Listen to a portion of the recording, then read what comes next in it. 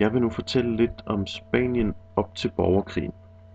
Som I ved fra besøget i Madrid og fra tidligere også, så var Spanien jo en europæisk stormagt sådan tilbage i 1500-1600-tallet efter opdagelsen af Amerika og alle de rigdomme, som Spanien førte med sig hjem derfra. Til gengæld så var Spanien sådan ved skiftet til det 20. århundrede temmelig langt bagude i forhold til resten af Europa.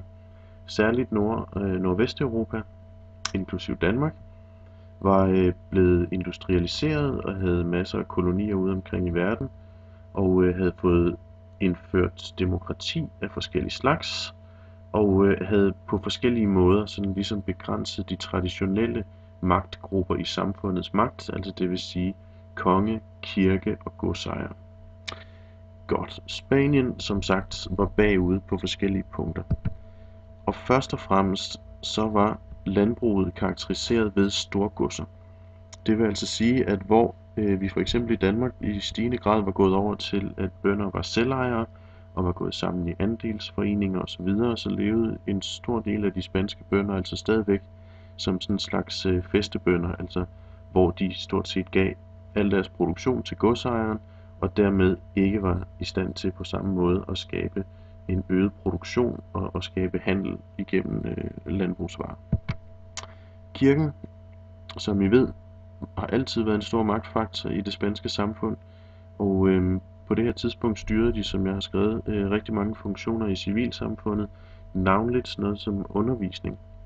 Skolesystemet var stort set udelukkende baseret på kirkens skoler, og også mange sociale funktioner i det daglige, altså ting som i dag i Danmark varetages af velfærdsstaten, blev varetaget af kirken. Industrien var som nævnt ikke på samme niveau som i store dele af resten af Europa. Det var kun det nordlige Spanien, der for alvor var industrialiseret, og så de store byer selvfølgelig. Og så var det i høj grad karakteriseret ved, at det var råstoffer og ikke færdigarbejdede industrivarer, man producerede i Spanien. Råstoffer såsom minedrift og den slags ting.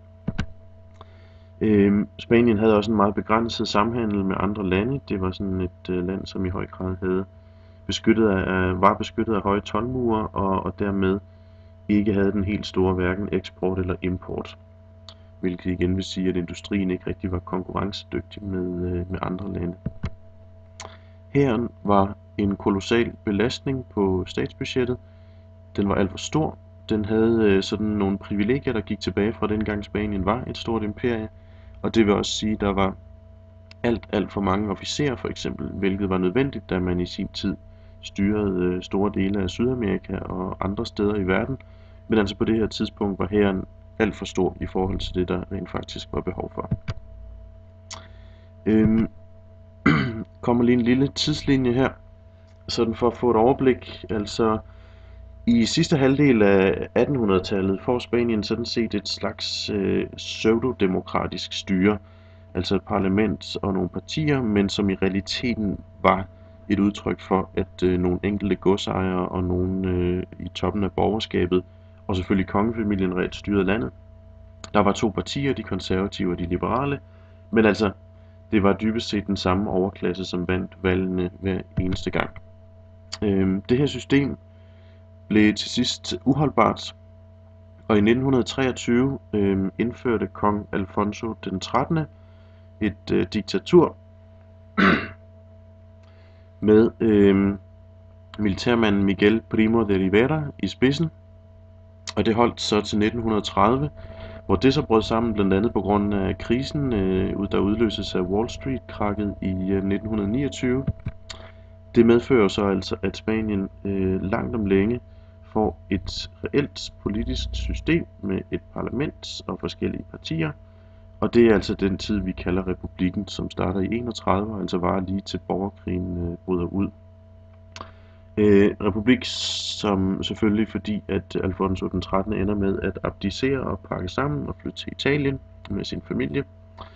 Og republikken holder sådan set til 1936, hvor den såkaldte koalition Folkefronten, som er en samling af partier ude på venstrefløjen og i midten, som vinder valget.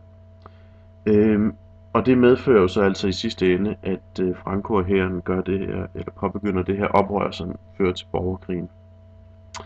Der var skiftende regeringer fra 31 til 36. Men altså alt i alt, så blev der gennemført flere sådan reformer i forhold til at knække kirkens og godsejernes og hærens magt, end der nogensinde før i den spanske historie havde fundet sted.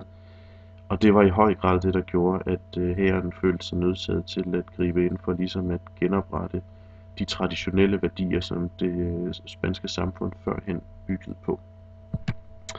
Og Spanien op til borgerkrigen og også i meget af resten af det 20. århundrede har i høj grad været påvirket af det, som mange kalder Las dos Españas, altså de to Spanien, som er karakteriseret ved det progressive Spanien, altså de fremskridtsvenlige kræfter, her illustreret ved en plakat fra Republikken, som altså blev indstiftet den 14. april 1931. Altså kræfter, som ville indføre alle de ting, som karakteriserer det moderne samfund, nemlig en adskillelse af kirke og stat, et parlamentarisk demokrati, og altså gøre op med godsejernes indflydelse på landet, og altså fordele jorden mellem små selvejerbønder. På den anden side har vi jo så altså de reaktionære kræfter, det såkaldt sorte Spanien, og det er jo så igen på den anden side, sådan kort fortalt, hæren, kirken, godsejerne og kongen.